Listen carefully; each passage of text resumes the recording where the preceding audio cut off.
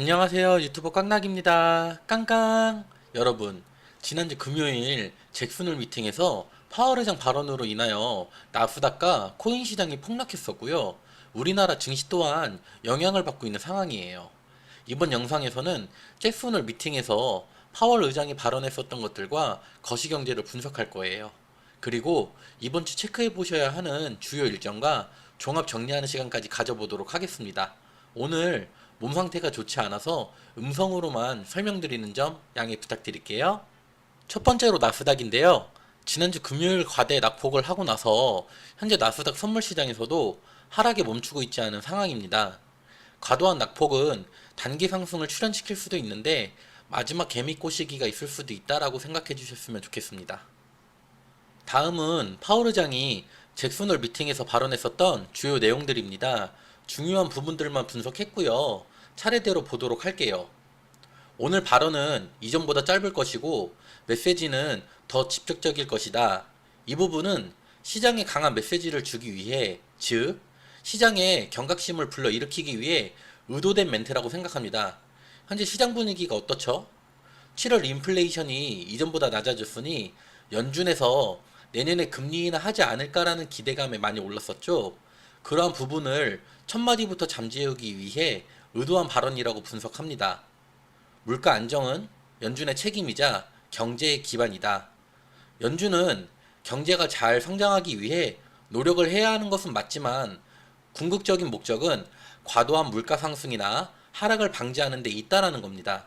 즉, 현재 경제가 안 좋아지고 있다고 해서 연준은 금리 인상을 끝내는 것이 아니라 필요하다면 경기가 안 좋아지더라도 물가 안정을 위해 금리 인상을 계속해야 하는 임무를 맡고 있다라는 것이죠.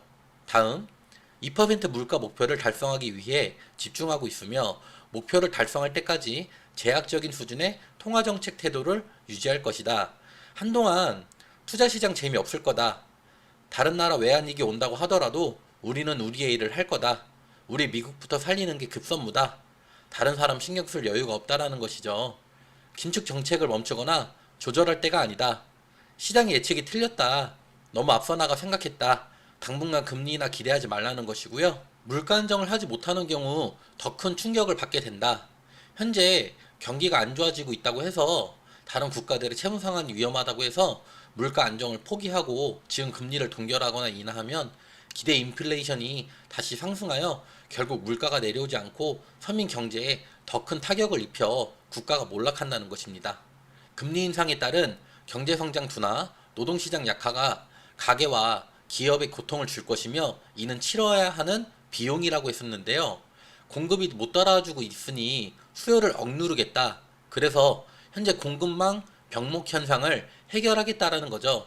금리가 오르면 당장 쓸 돈보다 이자 갚는 돈을 더 우선시 할 테고 그렇게 된다면 소비자들은 덜 사고 덜 먹을 테니 수요가 감소할 거라는 거죠. 그리고 기업들 입장에서는 굳이 무리하게 대출을 받아 투자하기보다는 상황을 좀 더 지켜보면서 투자를 철회하거나 늦추고 수요가 감소하면 실적이 안 좋아지니 이를 방어하기 위해서 채용을 줄이고 불필요한 인건비를 줄이려고 할 텐데 이를 유도하겠다라는 겁니다.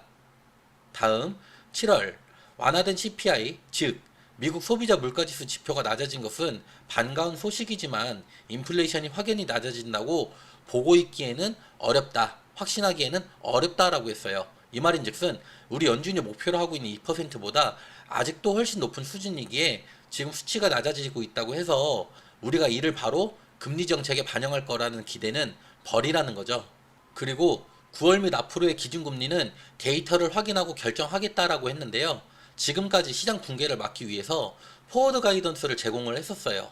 그렇다 보니 시장에서 연준도 아직 생각하지도 않은 금리 인하 가능성을 기대하면서 증시가 크게 오르니까 연준에서 더 이상 포워드 가이던스를 제공하지 않고 시장의 불확실성을 줘야겠다라고 생각한 겁니다. 투자 시장에서의 가장 큰 악재와 공포는 불확실성이거든요. 다음, 강력하고도 신속한 조치들을 통해서 반드시 인플레이션을 잡겠다라는 것은 결국 투자 시장의 자본이 빠지지 않으면 인플레이션도 잡히지 않을 테니까 단기간 내에 강한 금리 인상을 통해서 투자 시장의 자본을 어느 정도 빼놓겠다라는 겁니다. 이런 거죠. 예를 들어서 총 1.5%의 금리 인상을 간다고 가정했을 때 0.75% 3번이 시장에 주는 충격이 클까요? 아니면 0.25% 6번이 충격이 클까요? 당연히 0.75% 3번이 크겠죠. 앞으로 그렇게 할 것임을 명확히 시사한 것이라고 볼 수 있어요. 저는 이번 파월 의장 발언을 통해 얻은 결론은 하나입니다. 올해 하반기와 내년 초에 투자 시장의 바닥이 나올 것 같고요. 그리고 내년 중순 이후까지는 재미는 없을 것 같습니다. 하지만 내년 하반기부터 금리 인하 가능성을 연준에서 시사하면서 증시에 훈풍이 불러올 것 같습니다. 연준에서 내년에 올해만큼의 금리 인상은 하지 못할 것이고 주식은 보통 4에서 6개월 정도 선반영되기에 올해 말이나 내년 초에는 바닥이 보일 것이라 생각하고 있습니다. 개인적인 견해이니 맹신하시면 안 되고 어느 한 투자자의 견해 정도로만 봐주세요. 다음은 거시경제 분석인데요. 중요한 부분들만 설명드리고 넘어가겠습니다. 우리나라부터 보시면 금리와 부동산, 경제를 잘 보셔야 합니다. 미국만큼은 아니지만 계속 금리를 인상하고 있고요. 최근에 이창용 한국은행 총재께서 미국보다 금리 인상을 먼저 종료하기에는 어렵다라고 했습니다. 결국 금리 인상 폭은 미국보다 낮겠지만 우리도 어쩔 수 없이 금리 인상을 지속해야 한다는 것이죠. 미국의 경우 금리, 부동산, 전쟁을 잘 보셔야 하고 11월 중간선거가 있는데 중간선거 전에는 항상 표를 얻기 위해서 다양한 경기부양책이 발표가 되었었어요. 그래서 앞으로 어떠한 경기부양책이 이번에도 내놓을지 지켜보시면 좋겠습니다. 유럽은 식량, 에너지, 기후를 잘 보셔야 하고요. 이 중에서도 에너지가 가장 문제가 되고 있는 상황입니다. 중국은 부동산을 잘 지켜보셔야 합니다. 중국의 경기는 그동안 부동산 정책으로 성장을 했습니다. 지금 중국 부동산이 좋지 않은데 당대회를 앞두고 있는 상황에서 중국 또한 어떤 경기 부양책을 내놓을 것인지 어떻게 경제와 부동산을 살리려고 할지 지켜보시는 게 좋습니다. 만약 세계 경제 위기가 찾아온다면 미국이 아닌 유럽 경제 위기나 중국 부동산 붕괴로부터 시작될 것입니다. 마지막으로 신흥국 및 개도국 아시아권에서는 아무래도 환율과 경제를 보셔야 합니다. 강달러는 갚아야 하는 채무의 부담도 커지게 되는 것이기에 그만큼 채무 상환 능력이 부족한 국가는 국가 부도를 맞이하게 될 것이기 때문입니다. 현재 해외 투자를 하고 계신 분들도 많지만 아무래도 비율로 따져보면 국내 주식에 투자하고 계신 분들이 더욱 많은데요. 과연 우리나라는 어떻게 될까? 다시 IMF가 오는 건 아닐까 하는 여러분들의 걱정을 덜어드리기 위해 준비했습니다. 첫 번째 데이터는 우리나라 외환 보유액입니다. 그래프를 보시면 과거와는 다르게 많은 외환 보유액을 갖고 있습니다. 물론 현재 외환 보유액이 감소하고 있어서 걱정이 되기는 하지만 아직 튼튼하다라고 볼 수 있습니다. IMF 당시와 비교해보면 비교도 안 될 만큼의 외환 보유액을 갖고 있는 상황입니다. 다음은 우리나라의 장기, 단기 대외 채무인데요. 전체 채무액이 해가 지날수록 늘어나고 있지만 단기 채무가 아닌 장기 채무가 증가하고 있기에 지금 당장 우리나라가 갚아야 하는 대외 채무가 심각하지 않다라고 보여져요. 그리고 대외 채무액에 외환 보유액을 대입해 보았는데요. 지금 보시면 초록색 선이 외환 보유액인데 갚아야 하는 단기나 장기 채무보다 외환 보유를 더 많이 갖고 있다라는 겁니다. 즉 그래프에서 나타내고 있는 것과 같이 IMF 당시에는 우리나라가 갖고 있는 외환 보유액보다 채무가 더 많아서 국가 부도가 발생을 했지만 지금은 그렇지 않다라는 것이죠. 지금 당장 외환 위기를 걱정하기보다는 외환 보유액이 장기 채무보다 낮아지는지를 앞으로 지켜보면 좋을 것 같습니다.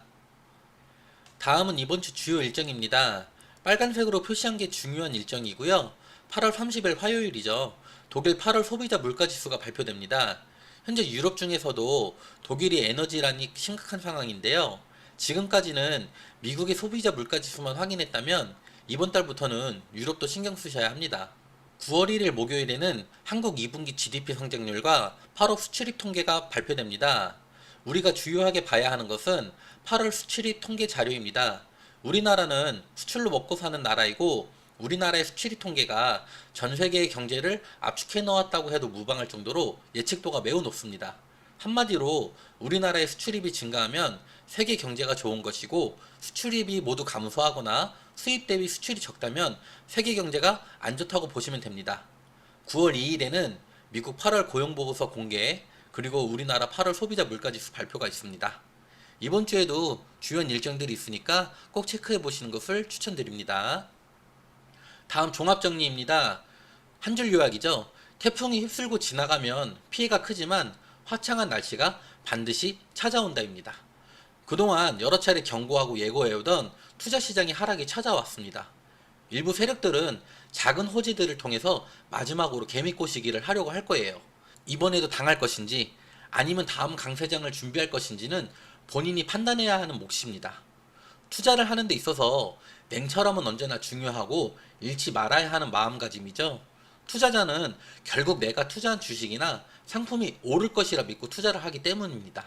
그렇기에 악재보다는 호재에 더욱 열광하고 믿으려는 강한 마음이 있어요. 세력들은 그러한 개미의 습성을 잘 알고 있으며 이를 이용하여 본인들의 배를 배불리 채우고 있습니다. 다음 강세장은 앞으로 꽤 시간이 걸릴 것으로 보고는 있어요. 왜냐하면 유동성이 없기 때문이죠.